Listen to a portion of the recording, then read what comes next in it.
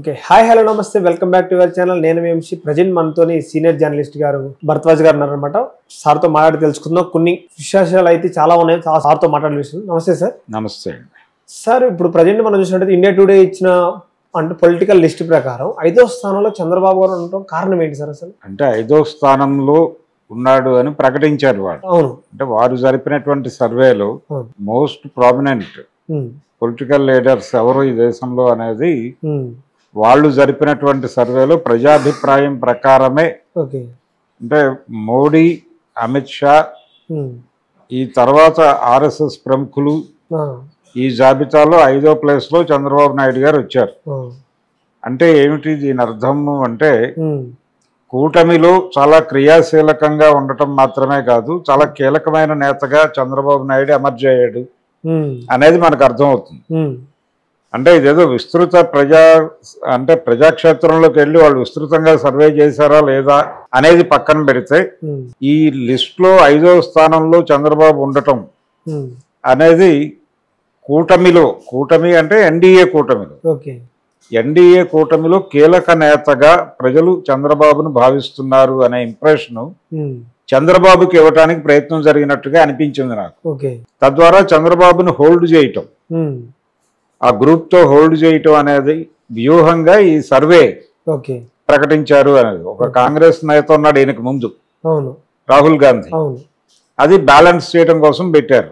పైన 3 ఒక ఆర్ఎస్ఎస్ ఆయన ఉన్నాడు రాహుల్ గాంధీకి ముందు, ఆ ముందు ఉన్నది వీళ్ళిద్దరే, మోడీ గారు, అమిత్ షా ఉన్నారు.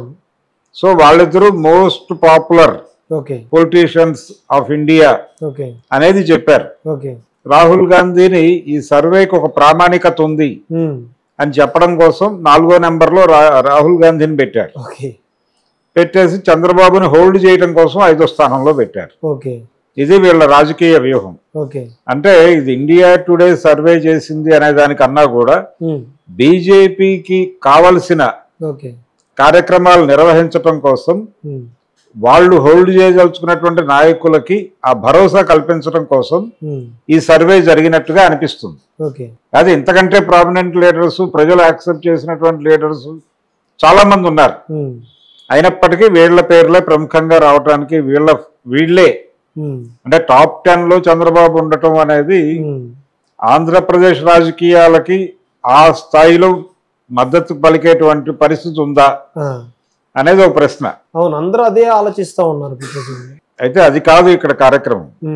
ఈ డిజైనే ఇండియా టుడే ఇచ్చినటువంటి సర్వే రిపోర్టే ఇది ప్రజాభిప్రాయ సేకరణతో చేసినటువంటి రిపోర్టుగా చెప్తున్నారు. కానీ ఇది ఎన్డీఏకి ఉపయోగపడే పద్ధతిలో డిజైన్ చేసినటువంటి లిస్టు, ప్రిపేర్ చేసినటువంటి లిస్ట్ అనేది వాస్తవం. Okay sir. నెక్స్ట్ మరి అంటే చంద్రబాబు గారు హోల్డ్ చేసేంత అవసరం ఏమొచ్చింది సార్?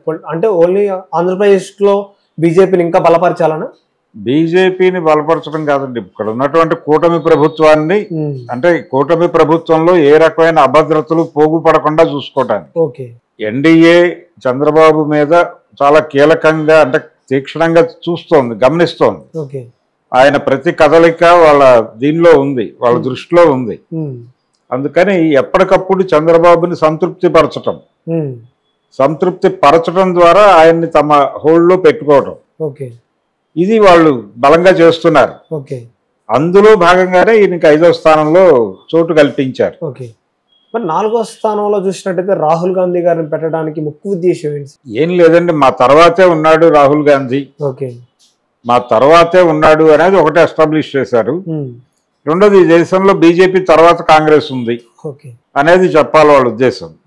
రాహుల్ గాంధీని పెట్టడం ద్వారా ఈ టోటల్ సర్వేకి ఒక సాధికారత వస్తుంది. ఇది ఇప్పుడు నాలాంటి వాడు ఎవడో ఇది వాళ్ళ కోసం చేసిన సర్వే అన్నారు అనుకోండి, అదంతా తప్పు, అదంతా బూటకం. రాహుల్ గాంధీకి ఒకవేళ అదే నిజమైతే రాహుల్ గాంధీకి 4వ ప్లేస్ ఎలా దక్కుతుంది అని అడుగుతారు. ఈ అభిప్రాయం ప్రజల్లో నుంచి రావడం కోసం, ఈ సర్వేకి ఒక ప్రామాణికత రావడం కోసం రాహుల్ గాంధీని అక్కడ 4వ ప్లేస్ లో పెట్టారు.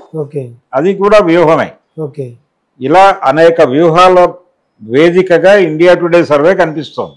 అంటే ఓన్లీ పొలిటికల్ అనాలిసిస్ వాళ్ళ చేతులు ఉండాలి, దగ్గర పెట్టుకున్న విధంగా పొలిటికల్ వాళ్ళ చేతులు మొత్తం మేమే బీజేపీ అవునండి, భారతీయ జనతా పార్టీ చేతుల్లోనే నడవాలి కదా. మీడియా ఆల్రెడీ వాళ్ళ కంట్రోల్లో ఉంది. ఈ దేశంలో ఉన్న పత్రికలు, ఛానల్స్ అన్ని వాళ్ళ కంట్రోల్లో ఉన్నాయి. వాళ్ళకు అనుకూలంగా వ్యవహరించడానికి అందరూ సిద్ధంగానే ఉన్నారు. తద్వారా లబ్ధి పొందాలి, ఇది ఎజెండా. అందులో భాగంగానే